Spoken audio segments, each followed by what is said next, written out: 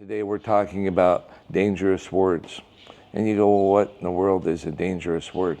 A dangerous word in the spiritual realm and the kingdom realm is one that will launch somebody's destiny. Because so many people are not living their destinies. So many people live lives of quiet desperation, even though they're in the kingdom. And it's very sad. You know, a statistic that I've noticed, and I'm learning on this trip as I've been really thinking about it and refining it, it's cross-cultural. But men normally have not made a close friend. When they're around 40, they've not made a close friend in the past 5 years. And many people my age, many men my age, have not made a close friend in a decade. They're still friends with the people that they grew up with. It's a very sad reality in our culture and around the world that men are satisfied, but I don't think that they know how. And so because you go, well, what does that really mean? I mean, how can dangerous words affect destinies? Well, you need to be able to have deep levels of conversations, and I'm going to give you a quick summary of how you get to be really good friends. You go, well, how do you know, Larry? Well, I wasn't born very good at it. So, just like some people learn to be good fishermen, I had to totally learn how to be friends. I wasn't born with any skill in this area. And it's kind of sad. It was a lonely life. So the benefit of that, it kind of perfectly prepared me to be a developer because I think it's Proverbs 18:10, fear of man will prove to be a snare, but whoever trusts in the Lord will be kept safe. I decided I couldn't believe what my circle of influence was saying about me. I had to believe what God was saying about me. So I began to pray as I was led to by God, I believe, and I especially in hindsight. It's not a good thing to fear men. Fear of man will prove to be a snare, but whoever trusts in the Lord will be kept safe. And so I believe that some people here are struggling with it, but others of you are not struggling with it, but you don't really know how to release somebody from it. So I want to do a pretty quick summary before I share some dreams, because we need to get to the place where we can share our dreams. Our culture, we can't talk about all the things that are most important. We can't talk about accountability.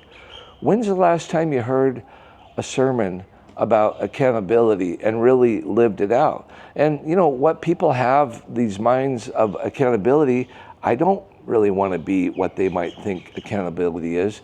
But I love when my closest friends say, hey, you're kind of messing up. You're not doing it right. And I'm going to share a story about how my business, as I began to be a home builder, I felt led of God, and it must have been God, but man, what a mess I made right out of the hole.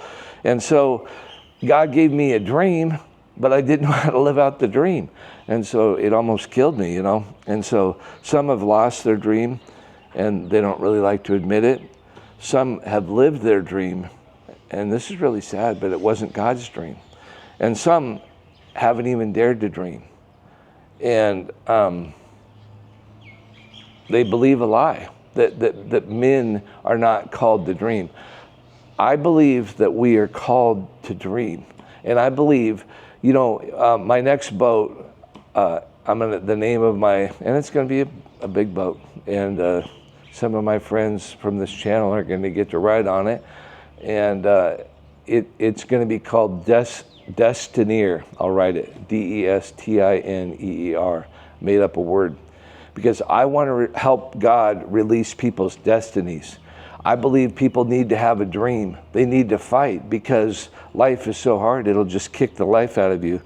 And so there's strings of change that happen in life, and we can either change by discipline and determination alone, or we can look out and find people who will be beyond your capacity, and we can mimic them.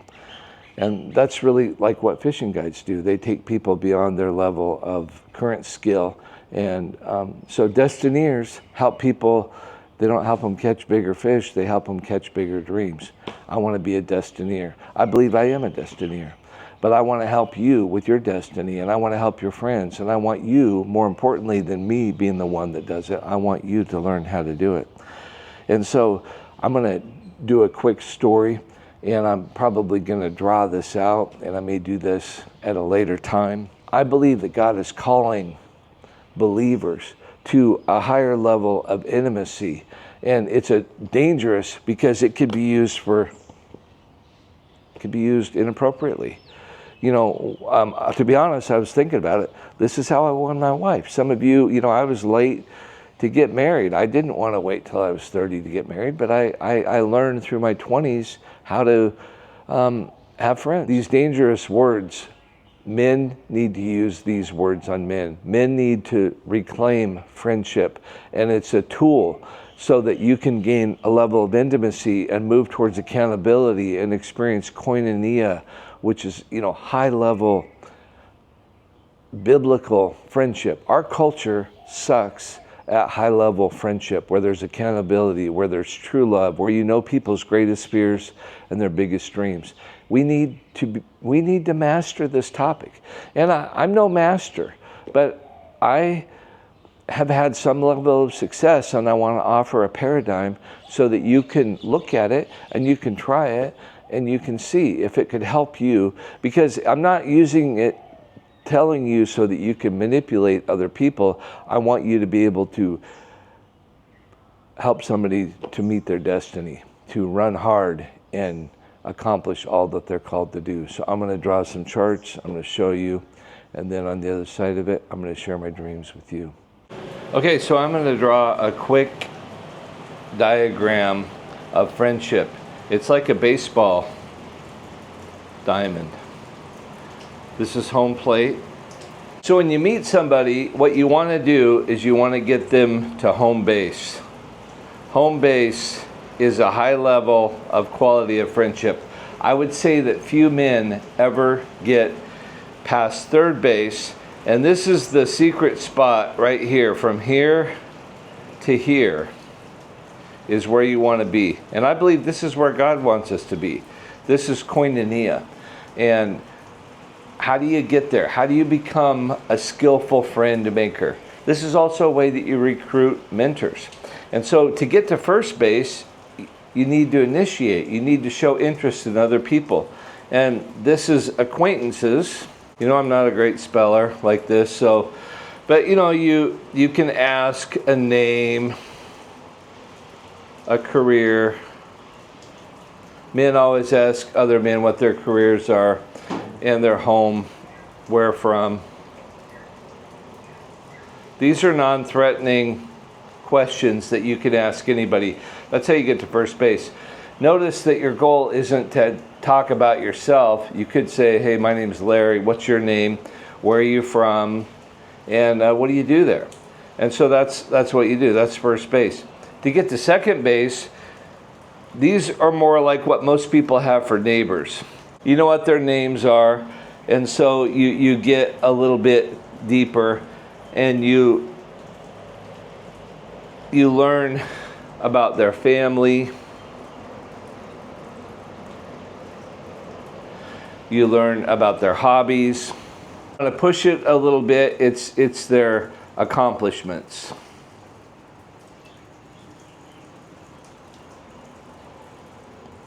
That's how you get to second base. And so, you know, you have to initiate, and you ask a lot of questions. And people love to talk about themselves, and when you talk about them, they will do it. But what's interesting, to get to third base, you need to learn things that people don't share. Most people don't share these things. And so you go from asking questions about them and just continually asking them questions. You don't tell them about yourself. You may real quickly, but 90% of the time they're talking. When you get to third base, so here you're always pulling the rope. If this is a rope,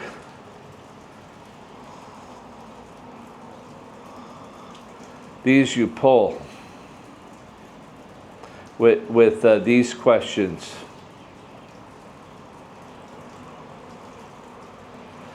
But to get to third base, you got to start to push the rope. And there was a famous psychologist, and it might have been Albert Schweitzer, and I have a quote from him that I'm going to read into this. But this psychologist, I think he was a European guy, and I think this is 100 years ago. And people couldn't believe how people would be so honest with him, and they'd say, why are you able to get such a deep level of intimacy from people? How can you get them to tell you? He goes, oh, it's so simple. So simple. Let's say on a scale of 1 to 10,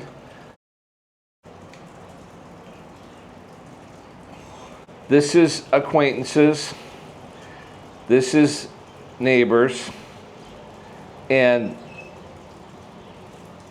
this is friends.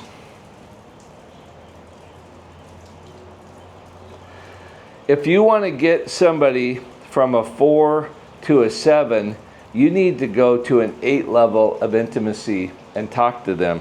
And so you need to share something really intimate about yourself at a level 8 or a level 8.5, and then they may come back and share something that's a 7. And so with these questions, you start to talk about threats and fears and hurts and pain, great joy. What are they really happy about? That's the kind of stuff that you share with people, and you share those at a high level of intimacy, and then they'll come back with a lower level, and you have to run ahead of them, and then you're starting to push the rope. And then if the relationship goes right, they're going to pull it, and they're going to also tell you what their pain is, what their hurts are. But you don't really want to just stop there, because where real Christianity is lived out is when you get to home base. When there's really, and most people only get this with a few friends, but they have no idea how to get there. It just happens randomly. Usually it happens in high school or college when they're hanging out all the time and they don't know how to get there. And so these are where you talk about your dreams, your deepest fears.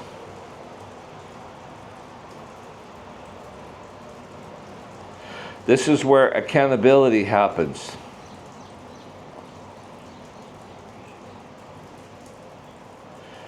That's home base right there. This has to be the goal, in my opinion, of where we're headed. When they're really depressed, who will they call? Will they call you? Will they even admit that they're really depressed? And so these are the things. But when you get there, a good question that you need to ask is, man, this is a powerful question.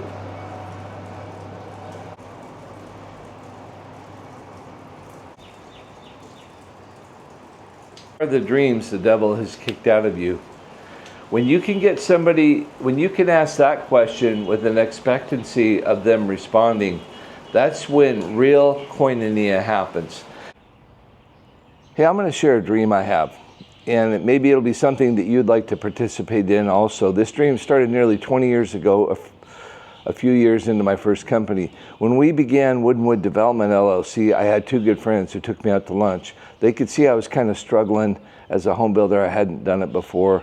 And they said, hey, Larry, you need to learn from experts instead of recreating the wheel as a home builder. And they told me to join the National Association of Home Builders, NAHB. And that I should begin to attend the annual convention in order to learn from industry leaders. And one of my friends was in pest control and the other owned an HVAC company, which means heating and air conditioning. Both of them followed their own advice, and they were very involved in their respective associations. They weren't telling me to do what they weren't already doing. I presumed conventions, never having been to one, they were of limited value, as I was studying and reading prolifically from home, making the incorrect assumption that large builders wouldn't share anything valuable for a small building company like mine. I did risk it because I wanted to follow their advice, and I discovered that some leading experts and companies will share great information, and so I benefited tremendously. I began to emulate their systems, and I began to grow. and I reached 100% growth the first year.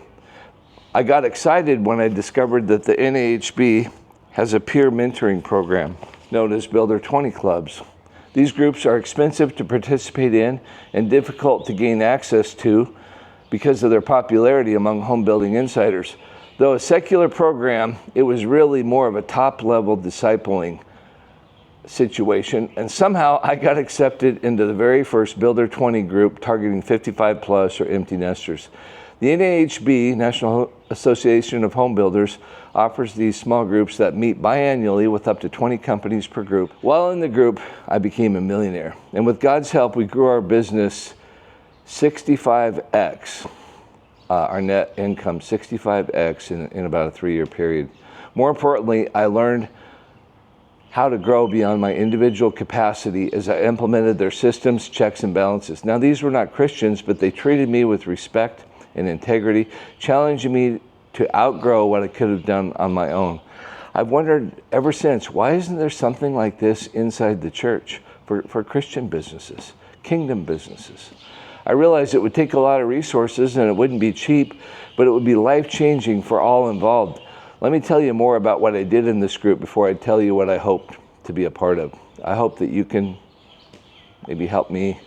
Let's do this. The special sauce of the Builder 20 program included the following components: a powerful learning environment. We met new friends in an honest atmosphere for 2.5 days at a time. Industry experts gathered in a casual, intimate setting with Q&A, and we toured real-life projects with principals of the company sharing the good and the bad and the ugly. We had accountability. Is that a Christian word? Does that exist in the church? No, it doesn't, but I don't blame pastors. How can they have accountability? You don't want them, and they don't know how to talk to you. But in this group, if somebody was being a knucklehead, they say, hey, stop being a knucklehead. You're spending way too much on advertising. That means your company isn't, you're not doing it right. And we had accountability. Now, I don't want to get into everybody's business and know what they make, but there has to be a balance of that. And so I'm prayerfully talking to Christian business leader consultants who I think we're going to work out how to do this to offer a level of accountability. And if somebody doesn't want the accountability, that's fine. They can go be in somebody else's group. Because if somebody's going to be in this group, just like in the Builder 20 group, there was a line of people a mile long who wanted to be in that first Builder 20 group, but they wanted diversity, and somehow I came up on the right end of the string on that one. I don't know. I was so small compared to everybody else. I gained so much. We are not going only for the biggest and the richest people. We want to make the biggest difference. We want kingdom-minded people, young and old. So with the accountability, we had to commit to preparing a candid presentation of our current business situation, sharing our SWOT, our strengths, weaknesses, opportunities, and threats, before we would receive encouragement and feedback. When and how can that happen in the church? And how can you grow if you don't have that? If you don't admit to people that you know what you're not doing the best at, and then you don't give them a chance to encourage you much more than they discourage you, but they have to tell you, hey, don't be a knucklehead. So we met in a different city for each of our biannual meetings. So we met twice a year. Our host was a group member who normally had 3 to 5 projects going in their area, and we would drop into their home city for 3 days, really 2 nights, come in the afternoon and leave after lunch the 3rd day. We would tour the best housing projects in that area. Sometimes members of our group were developers, other times it was their friends or colleagues' projects, because they wanted to show us the best that they could offer. And there's people in construction who make a lot of money, and there's people who build really nice projects, really fancy, and often the margins are not nearly as good on the fancy projects. And so you kind of want to have a balance of things you're very proud of, and hopefully you can hit the sweet spot. But when you get into big markets like San Diego or Phoenix, LA, Orlando, you've got to differentiate yourself in your niche. And so over the years, I was able to see inside some of the most successful privately held home building companies in the United States.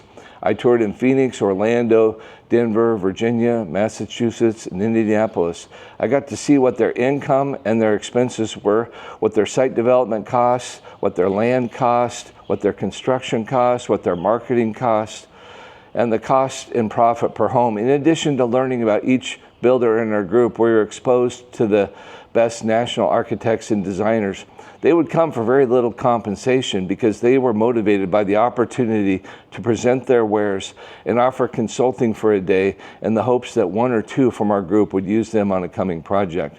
These were national leaders. Here I'm a little guy from Longview, and I'm on a first name basis with Kip Art and different architectural groups that do, you know, the amazing developments around Disney. We stayed in nice hotels. We met in conference rooms with our leaders cohort, who was a pre-law graduate, and we thrived. Ever since then, I have longed for the day and the opportunity to be a part of something like that for believers who want to run hard after God in a business, in ministry. At that point, I already had my master's degree in adult curriculum development or Christian education, with an emphasis on curriculum development. I wanted so badly to put that into practice in a true discipleship format, focused on Christ. But where could I find a bunch of Christian business leaders who would trust me and be willing to invest in themselves? Because I don't think every industry has the level of true discipleship that I got to experience, even though it was a secular environment. And I think it's amazing, and I think it's so sad. Why in the church don't we have the highest level of financial accountability and discipleship for those? What would our common goal be? A lot has changed in the past 20 years. As my Rolodex, for some of you youngsters, that means my network. You've never even seen a Rolodex. But anyway, a lot has changed in the past 20 years as my Rolodex has widened in the kingdom. I've sought out godly leaders who have big visions, and I feel led to generously support some of their amazing projects monthly and periodic special projects occasionally. And if you've read this far, you may have come into millions of dollars. I don't think necessarily the wealth transfer will have started when we read this, but it won't be long. It could. And it could have started for you, and it's not started for everybody else. If you've read this far, you may have come into millions of dollars, and that may be overwhelming. With other godly leaders who are passionate about their faith and don't have anything to sell. That is key to developing trust and transparent sharing. The conferences are going to cost, but they will represent a tremendous value. My goal is to encourage leaders to skillfully fulfill their destinies as they support the kingdom generously. I don't want to tell them what to do. I want to show them what I'm doing, and then it'll be more important to show other like-minded people who are going to be way beyond where I've been. And we're going to have them show us what they're doing. And then we're going to ask them hard questions. And we're going to learn. We're going to mimic what they do. Let's invest 2 or 3 days in amazing fellowship, learning, strategizing, combined with prayer and the prophetic. I would like a chance to recruit a team and develop an agenda that will leave attendees energized. They will develop relationships with new, fascinating friends who have similar interests and share a passion to see the kingdom of God rolled out. For years, I've avoided partnerships and just worked on growing my own company. But I'm realizing how much more can be accomplished when I'm networking and being influenced by the right people. Not to share ownership necessarily, but to share methods, strategies, insights that are scalable and repeatable. If you aren't in business and you don't understand the magic of scalable and repeatable projects, that's when you print money. It's just wisdom. I can see godly business leaders praying and prophesying, sharing success and struggles, systems and metrics in a small group setting. The goal would be to encourage others to learn, to lead, to climb to success. I could see amazing kingdom missionaries, evangelists, and apostles with enormous heavenly dreams who need to tap into millions and millions of dollars in order to accomplish the dream that God has birthed in their hearts. Their minds, however, are struggling, because there has never been a kingdom network of this sort, and I use these numbers intentionally, where decabillionaires, look it up, mingle with double-deca millionaires. I hope you have to look that up. With hearts of compassion and open checkbooks to truly fund the needs of the kingdom of God. I could see these ministries being vetted, offering a level of accountability and transparency that would set a new level of expectancy going forward to make sure their kingdom projects were well stewarded. I'm not gonna let people come in. You know, our tithes, we don't have any accountability. We just give it to the church, and if you don't like the way the church stewards it, you get to go to some other church. These are offerings. These are gonna be big offerings. We need to know that they did what they said. We need to know they're not cutting a percentage off the top. Maybe they usually do. Well, they're not going to get to if I support it. I just don't see that. I want lean, kingdom-oriented things. And I don't think, you know, we'll treat them very well, but I think that they probably will come for free, just like those other architects. They actually had to pay to come to see us as builders. They sponsored the program. I'm not going to charge these ministers and missionaries money, but you can see what I'm talking about. If you get to speak to what missionary has ever got to speak to a room that was worth $20 billion and as they let their heart bleed about the kingdom of God? That would be so amazing. And then this 20 billion, they know they're going to do an offering. They come prepared to give. You know what? When you get a lot of money and you decide to give away more than you live off of, it's much harder to skillfully give money than it is to skillfully make more money. And we've experienced that. It's hard to give. And so I'm not going to control it. I'm just going to offer it. And I think there's people who might be better than me. And I don't want to own this.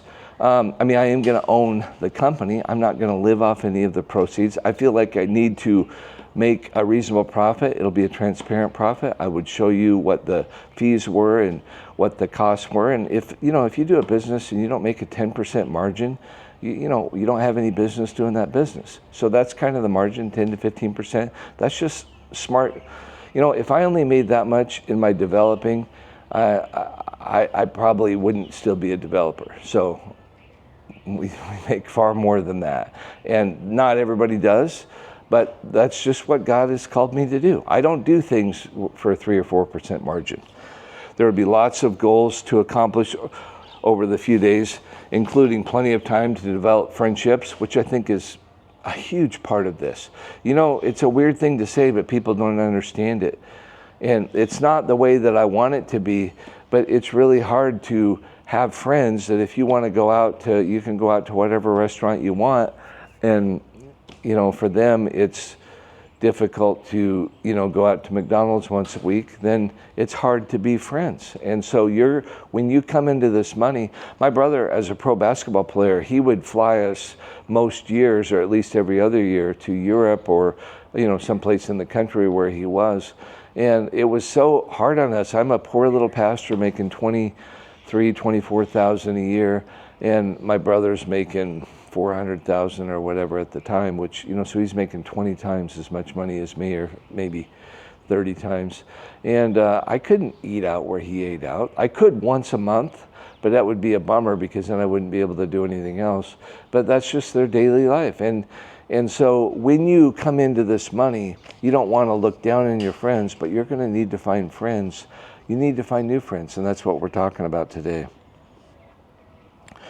We would work hard together to prayerfully develop practical paradigms while at the conference, so each person has practical ideas to take home. It's not just going to be me talking. It's not just going to be the other consultants and the other spiritual leaders or media leaders or educational leaders, educational influencers, governmental influencers. I mean, I'm well stocked with the premier political conservative influencers from our state. We have a very brutal state to be connected with, and I don't need to tell you about all the people that I know, but believe me, it's going to be high level. It's going to be tremendous value, and not everybody who wants to get in is going to get in, because I think it's going to grow. So I don't have it all figured out. But I pray that some of the people who read this book and experience tremendous financial increase would consider participating. And someday in the next month or two, I'm going to have my website up, and I talk about it in the book. It's on page 189. So I hope that that's challenging for you. I hope that you think about it. I hope that you will invest in yourself. You know, I felt guilty investing in myself. I didn't realize that the people that I invest in can take me to the next level. God will use people to take you to the next level. I just did a fishing trip. I have hardly in our whole married life, even though it's been so easy to afford it for the last, well, I've been more years poor than rich in my life, honestly, by far. But I've been, highly successful for probably a decade out of my 60 years. And I wouldn't spend money on fishing guides. But you know what fishing guides do? They mentor you to take you to the next level with fishing. So you get to experience what it's really like to, land big fish. And if you won't invest in a fishing guide and you're satisfied with just your own knowledge, you're never going to catch the big fish. I hooked a steelhead on a fly 2 weeks ago that was a dream steelhead. It was so big, and it was up in the Olympic Peninsula, and I felt like it was a good value, and I just loved it. And it's going to be something I do every year. Fly fishing for steelhead in the Olympic Peninsula, maybe arguably one of the best places in the world to fish for steelhead. And I had an amazing guide from Gig Harbor Fly Shop. I really enjoyed Aaron. And so I would love to guide you and my friends, and I want to meet your friends, because there's going to be people who have got a lot to teach me. And I'll tell you the difference between me and most people. I ask questions like crazy. I'm a voracious learner. I'm a big reader, but I love to be around people who have gone farther than me. And I really feel that God has called me to invite you. And I don't want you to feel bad. We're going to have different kinds of events. This is what I'm talking about is going to be, I believe, launched in the fall in Bend, Oregon. And I, eventually when we're going to do this in a way that my wife said, Larry, I believe the wealth transfer is coming, but you need to do this first one in a different way than if everybody's totally loaded. Because most of you by faith believe you have a destiny, but you maybe haven't hit, enormous money yet. So it'll probably be $4.99 for the 3 days for the first person, and I imagine most people will bring a friend or a spouse, and that person will be $100, so it'll be $5.99 for the 3 days, and then you'll take care of your own housing. So you can stay in a really simple place, or you can go, all out, stay in a fancy place. We'll stay at a nice place. I don't spend a bunch of money on housing. I just don't. This is a really nice resort, but I mean, honestly, this was $100 a day, here in Fiji. So this isn't fancy, but it's nice. And so anyway, pray about it, and don't feel hurt if you don't get chosen. And maybe I'm stupid. Maybe there won't be. So I'm thinking about doing 3 Builder 20 groups the first time. So instead of 20 people, there will be 60 people, and we'll be broken into 3 groups of 20 for dinner and stuff like that. And it's not like we're just going to pour the fire hose on you and just, you're not going to have fun. You're going to have great friends in a beautiful area. There's going to be a lot of time for freedom and, talking, and we're going to be really challenged, and it'll be intense, but you'll love it. And the wives, if they're like my wife doesn't, she helps me with the business. It's not her passion, as you saw. So the wives may go shopping or whatever they want to do in Bend. There's amazing shopping there. There's river rafting and mountain climbing and hiking and, world-class fishing.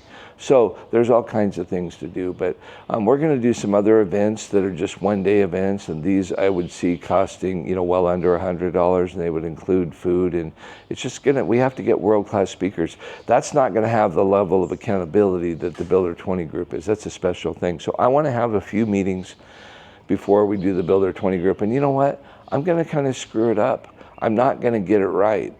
But I know that. And I believe God's going to guide us, and we're going to do feedback. It's just like everything else. When you know what you're doing, you don't have to, you think it through and you get going, and then it's ready, fire, and then you adjust your aim. We're going to hit it, but we can do better. And so the second one, we'll probably, depending on what the needs are, you have to meet needs when you do business, we'll do another one.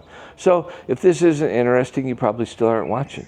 But I believe, and I'm so excited about being able to meet with kingdom people who are highly successful, who have a destiny in their lives, that we are going to begin to live the dreams that the devil has kicked out of so many people.